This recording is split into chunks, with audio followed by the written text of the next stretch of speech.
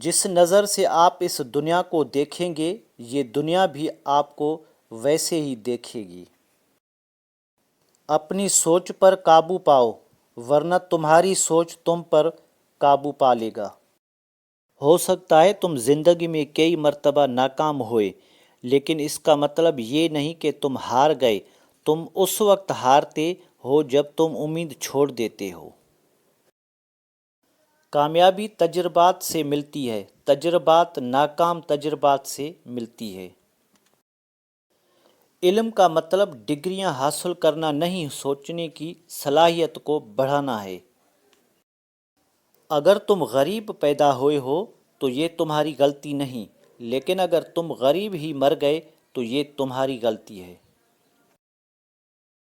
عام لوگوں کی تعلیم کے معیار کو بہتر بنانا بہت مشکل ہے۔